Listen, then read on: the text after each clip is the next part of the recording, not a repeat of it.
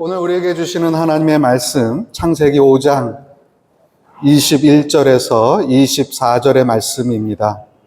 창세기 5장 21절에서 24절의 말씀. 짧으니까 우리 다 같이 한 목소리로 봉독하도록 하겠습니다.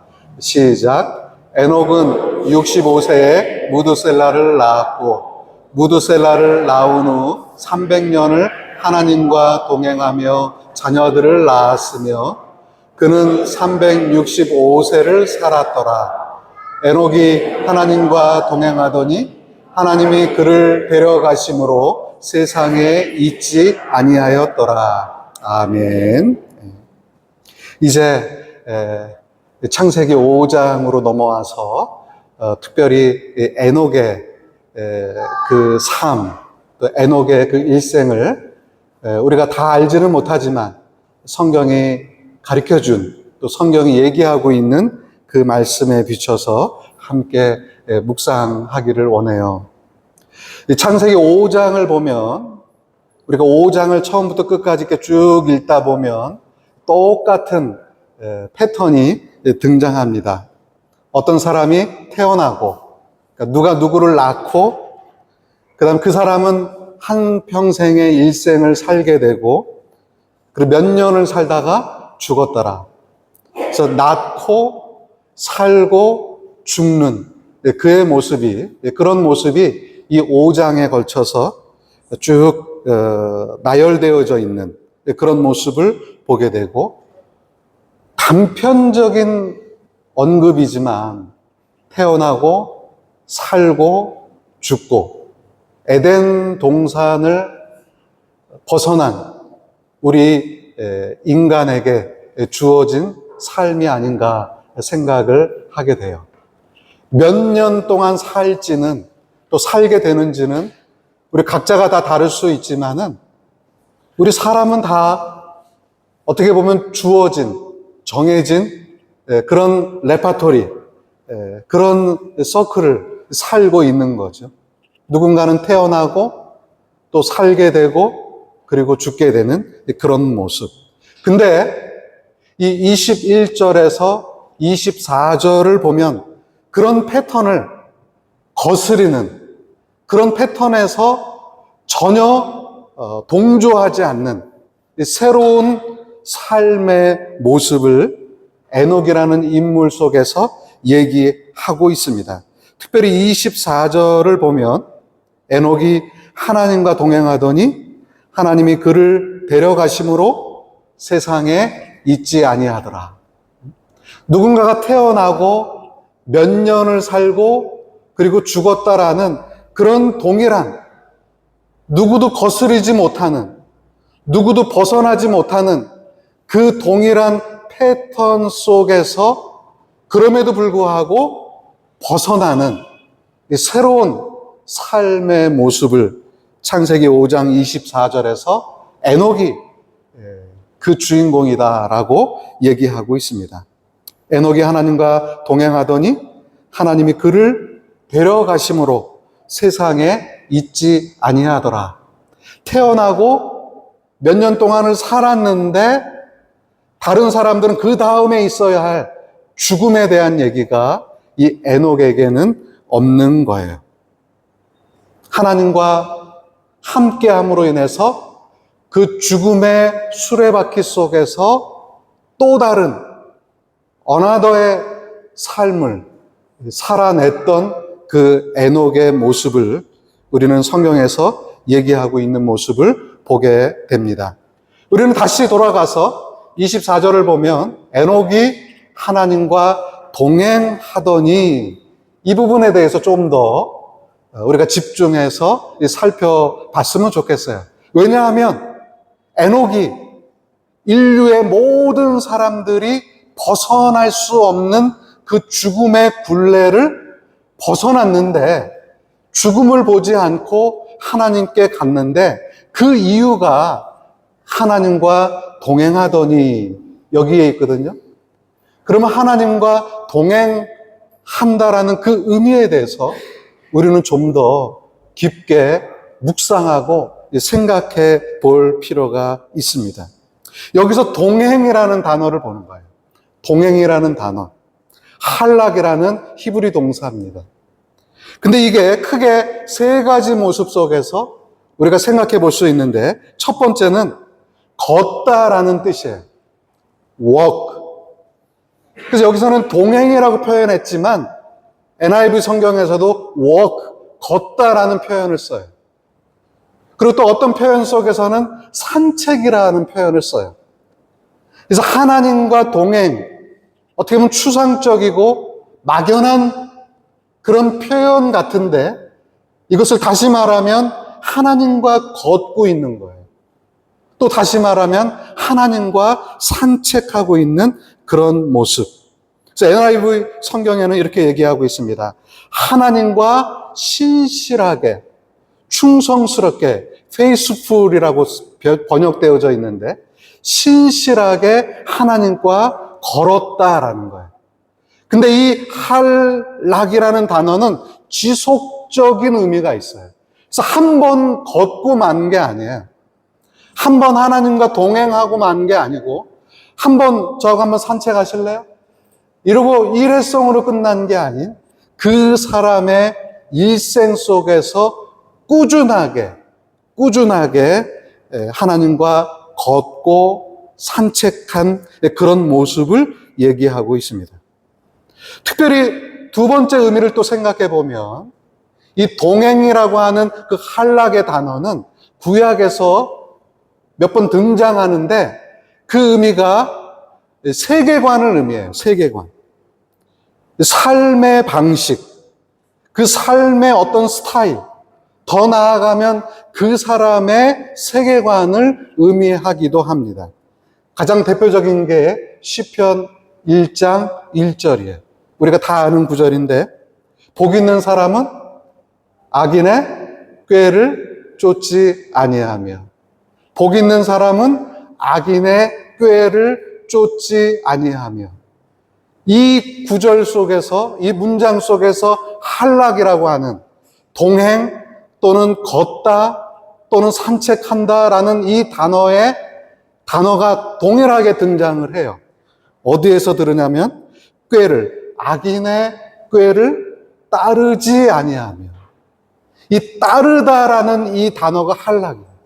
같은 단어예요. 하나님과 동행한다라고 하는 이 동행의 단어가 악인의 꾀를 쫓지 않는다, 따르지 않는다라는 이 단어와 동일한 단어입니다.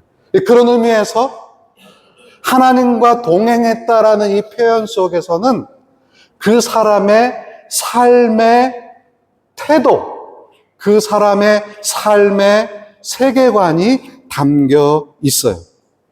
창세기 3장 8절에 보면 아담과 하와가 선악과를 따먹었어요. 그 선악과를 따먹고 나서 그 에덴 동산에 거니시는 여호와 하나님의 소리를 듣고, 그러면서 아담과 하와가 했던 행동이 뭐냐면 숨었다 그랬거든요. 숨었어. 근데 이 문장 속에서도 할락이라고 얘기하는 그 하나님과 동행했다, 하나님과 함께 걸었다라는 단어가 등장해요. 그게 뭐냐면 거니시는, 에덴 동산에서 거니시는 여호와 하나님의 소리를 듣고. 우리 인간은 하나님의 형상으로 창조하셨어요. 여러 가지의 목적이 있지만 거니시는 목적이에요. 하나님과 우리가, 창조주와 피조물이 함께 거니는 거예요. 이거는 임마누엘의 하나님이 우리 인간 가운데 오셔서 거하신다라는, 그 거하신다라는 표현과 같은 의미예요.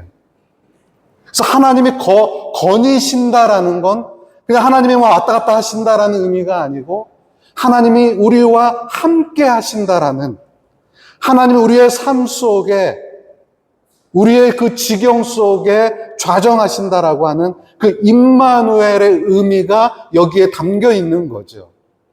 근데 선악과를 따먹었던 아담과 하와는 그 거니시는 하나님으로부터 숨었다 그랬어요.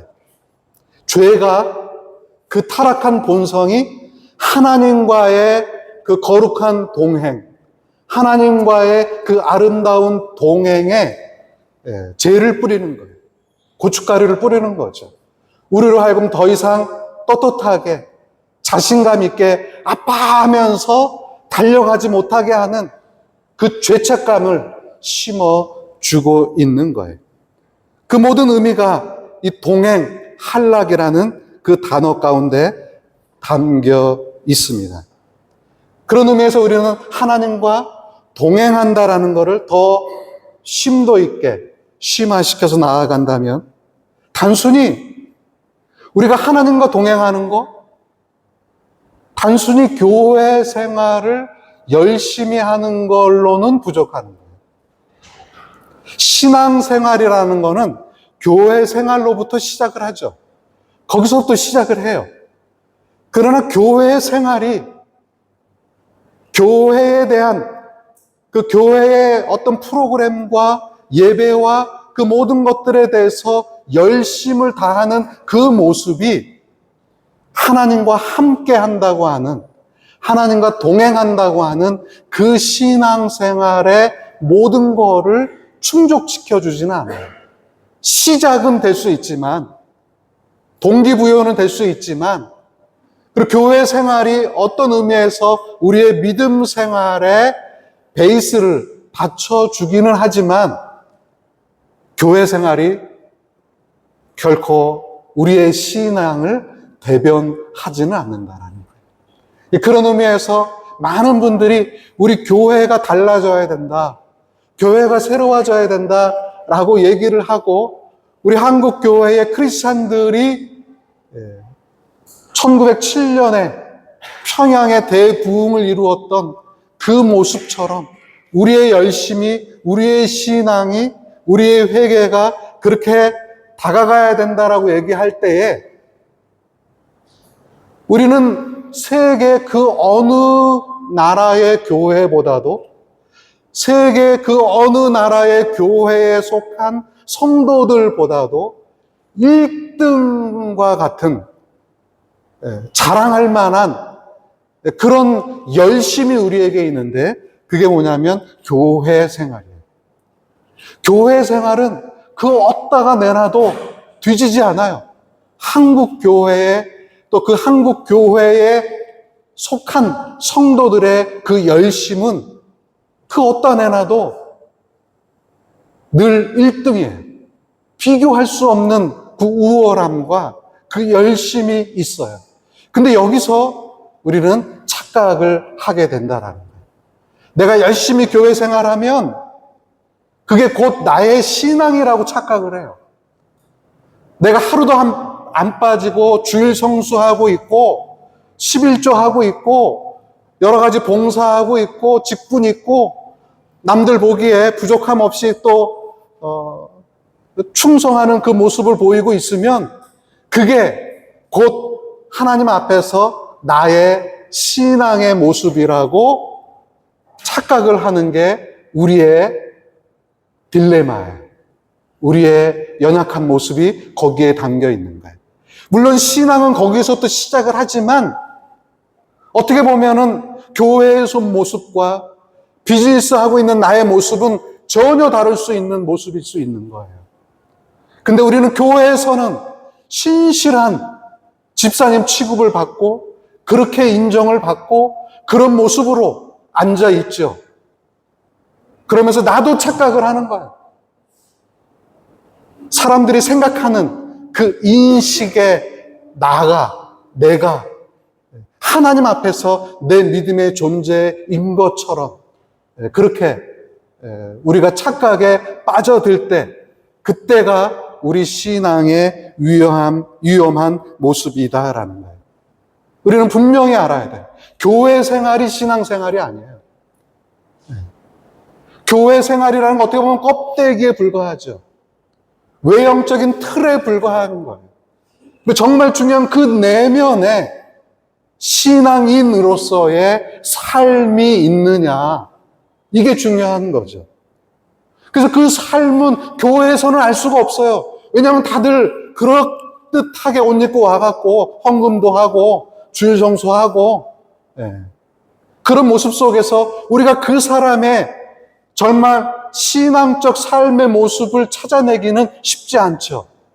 그러나 그 사람의 가정에서 아이들을 키우고, 아이들을 양육하고, 아이들을 위해서 투자하고, 또 일터에서 직장에서 하는 그 모습 속에서 우리는 본연이 우리 삶의 신앙의 모습이 드러나는 거예요. 하나님의 뜻에 우리 삶의 방향을 맞춰 나가는 것, 하나님 앞에서 살아가는 것. 우리는 코람데오 이런 말을 많이 들었어요. 코람데오, 하나님 앞에서.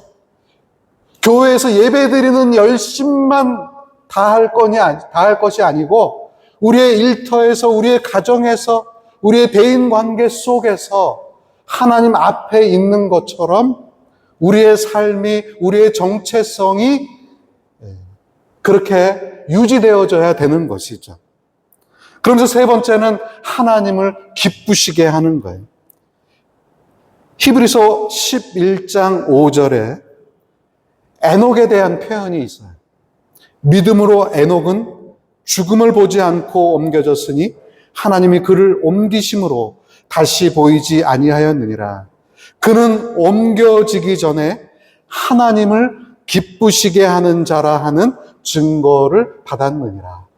이 히브리서에서 창세기에서 말하는 에녹이 하나님과 동행했다 그러는데 그 하나님과 동행했다라는 게 과연 디테일하게 세부적으로 무엇인지에 대해서 많은 부분에 대해서 침묵하고 있고 표현되지 않고 있지만 이 히브리서 11장 5절에서 우리는 힌트를 찾아낼 수 있는 거예요.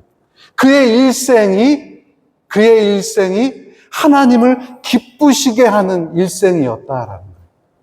여러분, 에녹이 우리가 읽었던 본문에 나오는데 몇 살에 죽었냐면 365살에 죽었어요.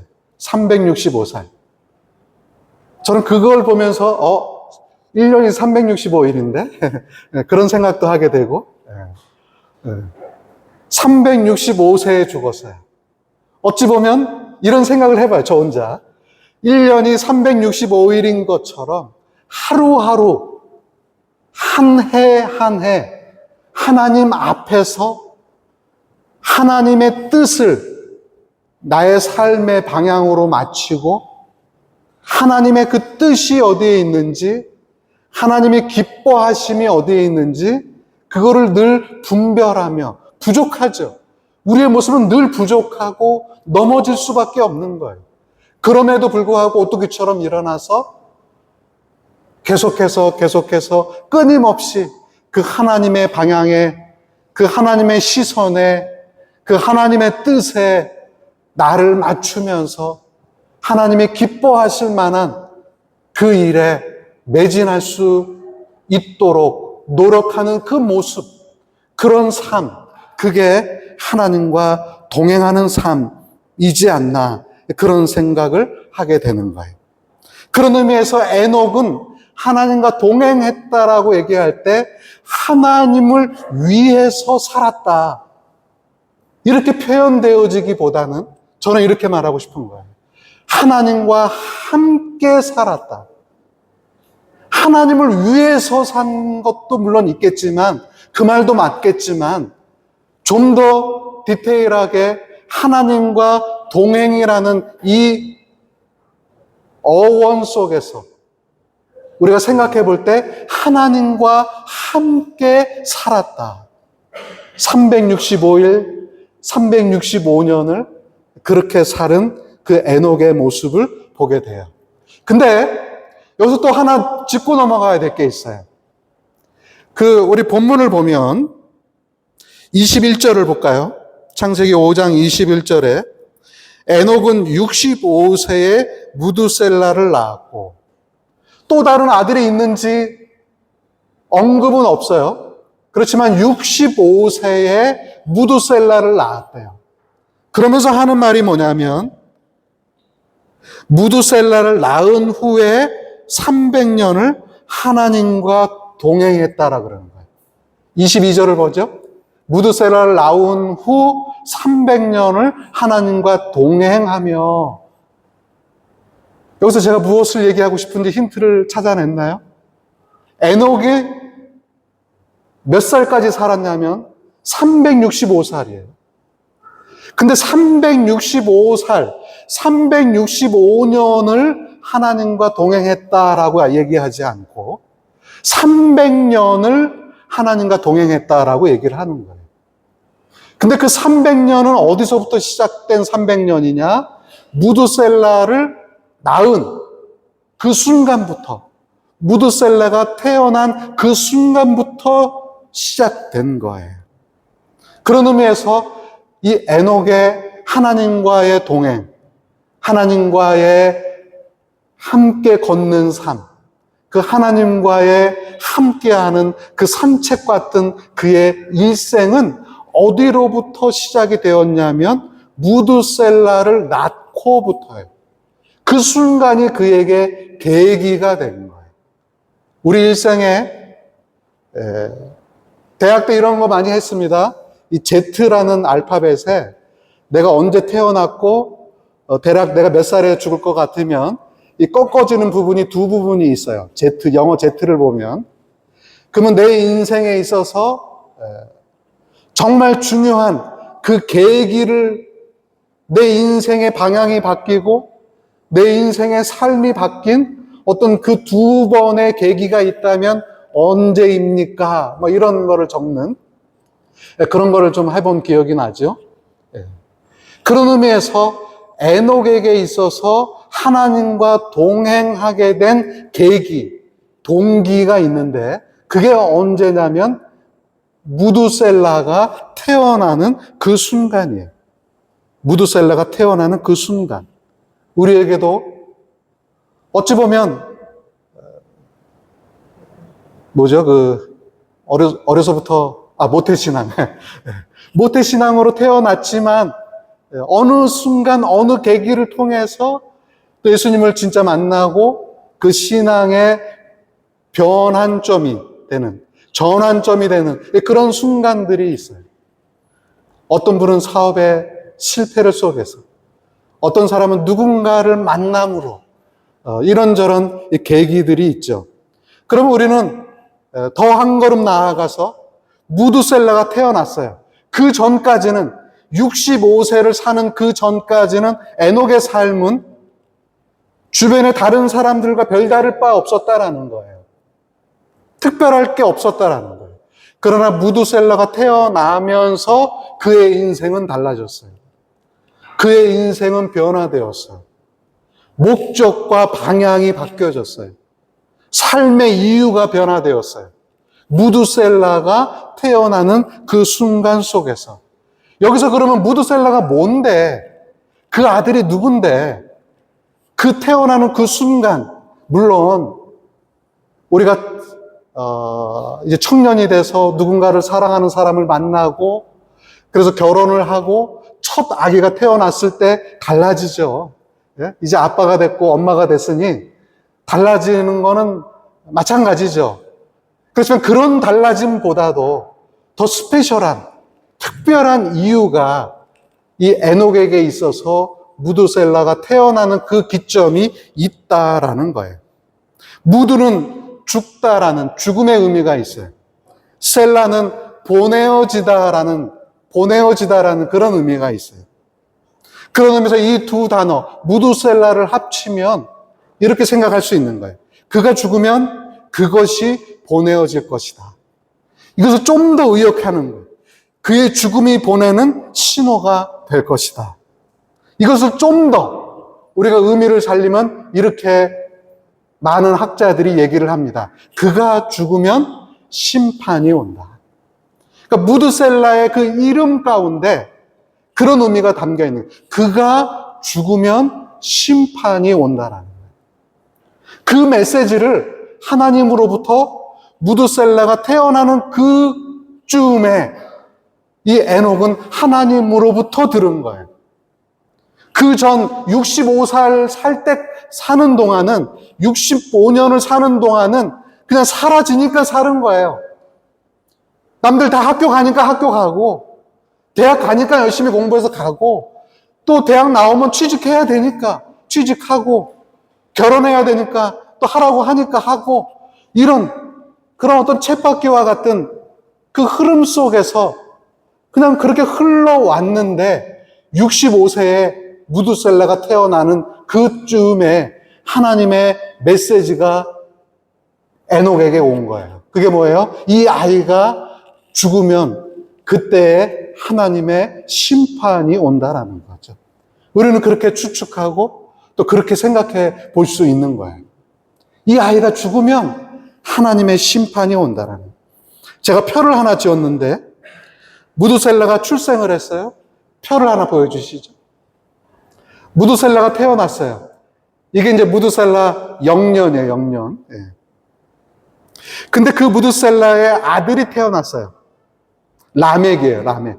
그때의 무두셀라의 나이가 187세예요. 그리고 라멕의 아들 노아가 태어났어요. 그때 라멕의 나이가 182세. 그리고 아직 무두셀라가 살아있어요. 그 할아버지의 나이가 369세. 그러니까 노아가 태어났을 때 그 할아버지인 무두셀라의 나이가 369세예요. 그리고 우리 성경에 보면 노아의 나이 600세 때에 홍수가 임했다 그랬어요. 그러면 그 할아버지였던 무두셀라가 몇 살이 되냐면 969살이 되는 거예요. 그럼 무두셀라의 나이가 969살일 때 노아의 홍수가 온 거예요. 여러분 무두셀라가 몇 살에 죽은지 알아요? 969살이에요. 이 성경 퀴즈에 많이 나오는 겁니다. 또 하나 어떤 의미가 있어요? 성경에서 가장 오래 살은 사람, 가장 장수한 사람이 누구예요? 무두셀라. 몇 년? 969살. 네. 그때 어떤 일이 일어났어요?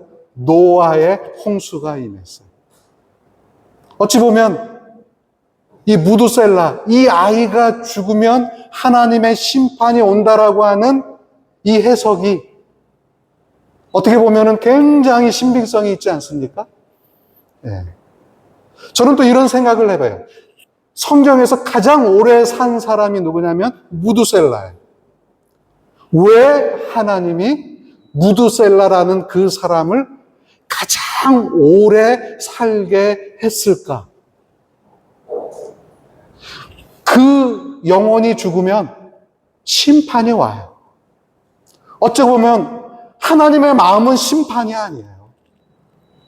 하나님의 마음은 용서고 받아들이고 그를 축복하는 거지 하나님의 마음은 심판이 아니죠.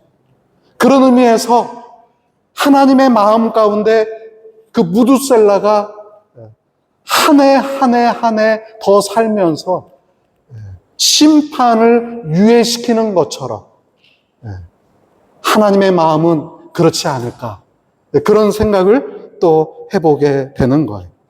무두셀라를 낳은 후 300년을 하나님과 동행하며 자녀들을 낳았던 그 모습, 그러면서 그 무두셀라가 죽었을 때 노아가 600세 되던 해에 홍수가 임하는 모습 속에서 그 심판을 생각할 때 노아는 경각심을 갖게 되고 에녹은 경각심을 갖게 되고 긴장하게 되고 그 삶이 평범할 수 없는 하나님과 깨어 동행하는 함께하는 그런 삶을 살 수 있지 않았을까 이런 생각을 하게 되는 거예요. 우리 만물의 영장이라고 하는 우리 인간을 바라볼 때 어찌 보면 가장 어리석은 존재일 수도 있겠다라는 생각을 하게 됩니다. 왜냐하면 창세기 5장에서 얘기하는 것처럼 누군가 태어나면 또 몇 년을 살고 그리고 결국은 죽어요. 모든 사람들이 그 패턴으로 태어나고 살고 죽는 그 모든 사람들이 죽을 수밖에 없는 그 죽음이 코앞에 있는데도 불구하고 우리 사람들은 영원히 살 것처럼 욕심부리고 영원히 살 것처럼 더 아웅다웅 더 가지려고 그러고 더 싸우고 비교하며 화를 내고 분노하고 상대방을 치고 올라가고 그러면서 다툼이 일어나고 싸움이 일어나고 전쟁이 일어나는 그 인간의 에덴 동산 밖의 삶이 우리의 모습이잖아요. 죽음을 생각한다면 내일도 아닌 지금 이 예배 이후에 우리의 삶이 우리의 생명이 어찌 될지 모른다라는 그것을 우리가 늘 경각심을 가지고 생각한다면 우리는 단 1초라도 단 1시간이라도 의미 없게 보내지 못할 거예요. 그 경각심이 없기 때문에 우리는 그렇게 다투게 되는 거고 분열하게 되는 거고 서로 시기하고 서로 미워하게 되는 것이죠. 대한민국의 지성이라고 얘기하는 이어령 박사님이 했던 얘기 저는 잊혀지지가 않아요. 이분이 거의 죽음을 앞두고 한 인터뷰에서 이런 얘기를 했어요. 우리 사람이 이 사실만 기억한다면 달라질 거다. 우리의 모습이, 우리의 인생이 달라질 거고, 우리 사회가 달라질 거고, 우리 나라가 달라질 거고, 우리의 인류가 달라질 거다라는 거예요. 그게 뭐예요? 젊은이는 늙게 되는 거예요. 영원할 것 같던 그 젊음, 돌이켜보면 언제 내가 이렇게 나이를 먹었지 할 정도로 호련히 우리는 늙게 되는 거예요. 늙으면 어떻게 돼요? 죽게 되는 거예요. 우리 인생 속에서, 우리 삶 속에서 이 사실만 우리가 붙들고 있어도 우리가 달라졌을 텐데 그렇게 후회로 오점인 우리의 인생을 그렇게 만들지 않았을 텐데 그런 얘기를 하는 거죠. 히브리서 11장 5절과 6절을 봅니다. 믿음으로 에녹은 죽음을 보지 않고 옮겨졌으니 하나님이 그를 옮기심으로 다시 보이지 아니하였느니라. 그는 옮겨지기 전에 하나님을 기쁘시게 하는 자라 하는 증거를 받았느니라. 믿음이 없이는 하나님을 기쁘시게 하지 못하나니 하나님께 나아가는 자는 반드시 그가 계신 것과 또한 그가 자기를 찾는 자들에게 상 주시는 이심을 믿어야 할지니라. 에녹이 하나님과 동행한다고 했을 때 그 에녹이 하나님과 동행했던 그 비결을 얘기하고 있는 거예요. 그것은 믿음이다라는 거죠. 믿음. 이 세상은 곧 끝이 온다라는 거예요. 이 세상은 영원하지 않다라는 거예요. 심판의 주로 창조주의 그 하나님이 불꽃 같은 눈동자로 우리의 인생을, 우리의 삶을, 우리의 일터 속에서, 이 사회 속에서 우리를 보고 계신다라는 거예요. 어느 순간이 될지 모르지만 그 하나님의 심판이 그 마지막 날이 호련히 우리에게 올 수 있기 때문에 오늘 나는 흐트러질 수 없는 거예요. 오늘 나는 주저앉을 수 없는 거예요. 오늘 나는 일어날 수밖에 없는 거죠. 유다서 1장 14절과 15절에 아담의 7대손 에녹이 이 사람들에 대하여도 예언하여 이르되 에녹을 얘기하고 있어요. 유다서에서. 그러면서 말하는 게 사람들에 대해서 예언했다. 어떤 의미에서는 에녹은 선지자와 같은 예언자와 같은 그 삶을 살아왔다라는 거예요. 15절에 보면 이는 무사람을 심판하사 모든 경건하지 않는 자와 경건하지 않게 행동한 모든 경건하지 않은 일과 또 경건하지 않은 죄인들이 주를 거스르려 한 모든 완악한 말로 말미암아 그들을 정죄하려 하심이라 하였느니라. 여기서 14절과 15절에 얘기하고 있는 건 뭐예요? 에녹은 예언자처럼 선지자처럼 사람들을 향하여 그 일생에 선포했다라는 거예요. 무엇을 선포했어요? 심판을 선포했다라는 거예요. 너희 악인들이여, 하나님이 없는 것처럼 살지만 악인이 더 잘 나가는 것처럼 살고 있지만 그러나 그 심판의 하나님이 계시고 그 심판의 하나님의 때가 호련히 우리에게 온다라는 것. 그것을 외쳤던 인생, 그 삶이 에녹의 삶이었고 그래서 성경은 하나님과 동행했다라고 이렇게 얘기하고 있습니다. 마지막으로 퀴즈 하나 낼까요? 성경 전체를 놓고 볼 때 죽음을 보지 않고 하늘로 올라간 두 인물이 있어요. 그게 한 명은 에녹이고 또 한 명은 노아예요. 또 하나 있나요? 엘리야가 있고. 이 사람들의 특징이 있습니다. 심판을 앞둔 그런 시대 속에서 하나님의 경고를 듣고 그 경고에 긴장하면서 아무도 들으려고 하지 않는 사람들을 향하여 외쳤던 사람들이 죽음을 보지 않고 하늘로 올려갔던 사람들의 특징이라는 거예요. 오늘 교회 생활에 열심이었다면 거기서 더 나아가서 잘한 거예요. 그걸 비판할 일이 아니에요.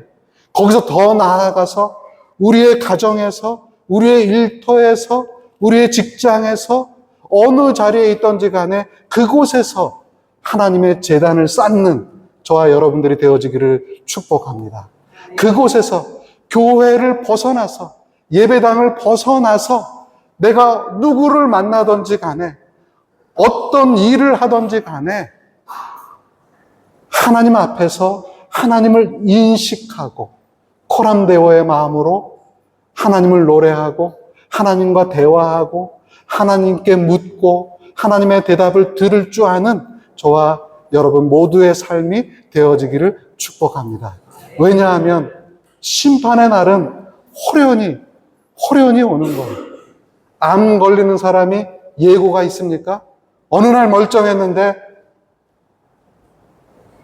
뇌졸중으로 찌러지고 어느 날 멀쩡했는데 암으로 선고받고 예수님이 오는 그 날이 심판의 날이 될 수도 있지만 내가 육신이 다해서 하나님께 가는 그 날이 호련히 우리에게 올 수도 있다라는 거죠. 그것을 생각하면 우리는 오늘 하루하루를 더 값지게, 더 귀하게 하나님과 동행하고 하나님과 대화하는 그 삶을 살 수 있을 거라 고백합니다.